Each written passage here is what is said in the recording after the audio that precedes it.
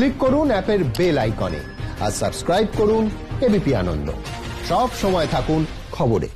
কথা বলবো আমাদের প্রতিনিধি সমীরণ পালের সঙ্গে। সমীরণ, ঠিক কি ঘটেছে? দেখো, আজ কিছুক্ষণ আগে গোবরডাঙ্গা হিন্দু কলেজ রীতিমতো রণক্ষেত্রের চেয়ার আনে এবং এবিভিপির অভিযোগ দুদিন আগে তাদের দুজন সমর্থককে তৃণমূল ছাত্র পরিষদ সমর্থকরা মারধর করে এবং তার প্রতিবাদে আজকে তারা কর্মসূচি নেয় এবিভিপির পক্ষ থেকে। প্রথমে গোবরডাঙ্গা হিন্দু কলেজে ডেপুটেশন দেবে এবং তারপরে গোবরডাঙ্গা থানায় গিয়ে ডেপুটেশন দেয়।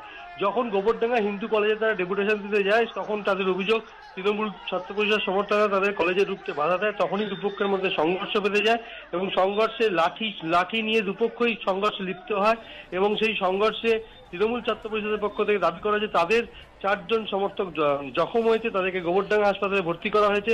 এবিপির বক্তব্য তাদেরও বেশ কয়েকজন সমর্থক জখম হয়েছে এবং বেশ কয়েকটি বাইক উল্টে ফেলে দেওয়া হয় এবং তৃণমূল ছাত্র পরিষদের অভিযোগ যে সশস্ত্র অবস্থায় বহিরাগতদের সঙ্গে নিয়ে এবিপি সমর্থকরা হামলা চালিয়েছে তাদের ওপর। অপরদিকে এবিপির বক্তব্য তৃণমূল ছাত্র পরিষদ যেহেতু তাদের ছাত্র সংসদ তাদের দখলে ছিল, সেই কারণে তারা এই কলেজের মধ্যে বহিরাগত দুষ্কৃতীদের তাদের উপর হামলা চালিয়েছে। অর্থাৎ বহিরাগতরা এসে কলেজের ছাত্রদের উপর হামলা চালাচ্ছে। এই বিষয় নিয়ে আজকে ডেপুটেশন দেওয়ার কর্মসূচি ছিল এবিপির। সেই ডেপুটেশন কর্মসূচি কেন্দ্র করে রীতিমতো রণক্ষেত্রের চেহারা নিয়েছে গোবরডাঙ্গা হিন্দু কলেজ। ধন্যবাদ। রাজ্যে মহিলা নিগ্রহের ঘটনায় যথেষ্ট গুরুত্ব দিচ্ছে না পুলিশ, এমনটাই অভিযোগ মহিলা কমিশনের চেয়ারপারসন রেখা শর্মার। কথা বলবো আমাদের প্রতিনিধি ঝিলম করঞ্জয়ের সঙ্গে। ঝিলম, ঠিক কি অভিযোগ করেছেন মহিলা কমিশনের চেয়ারপারসন?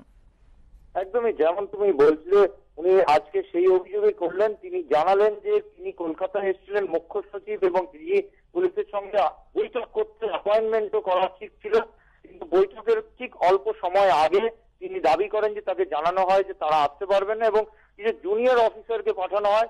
তিনি জানান যে জুনিয়র অফিসারদের সঙ্গে বৈঠক করতেও তার কোনো আপত্তি ছিল না, কিন্তু তারা এসে যে বিষয়ে তিনি অভিযোগ করে আলোচনার জন্য জানিয়েছিলেন, অর্থাৎ 270টার উপর কিছু মহিলাদের নিগ্রহের এবং অত্যাচার এবং অন্যান্য অভিযোগ ছিল, সেই বিষয়ে উপস্থিত জুনিয়র পুলিশ অফিসাররা কিছুই জানেন না।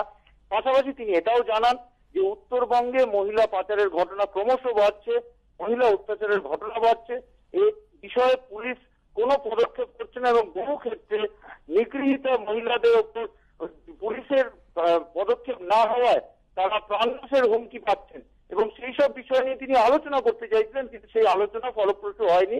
কারণ যে অফিসাররা উপস্থিত ছিলেন তাদের কাছে যে নির্দিষ্ট কেসগুলো তিনি জানিয়েছিলেন তার সম্পর্কে তাদের কোনো তথ্য নেই এবং তিনি এটাও জানিয়েছেন যে তিনি রাজ্যপালের সঙ্গে দেখা করে এই বিষয়ে সমস্ত লিখিতভাবে জানিয়েছেন এবং পরবর্তীতে মুখ্যমন্ত্রীকেও এই তথ্যগুলো তিনি ফরওয়ার্ড করবেন বলে আজকে সাংবাদিক সম্মেলন করে তিনি জানিয়েছেন। ধন্যবাদ ঝিলাম।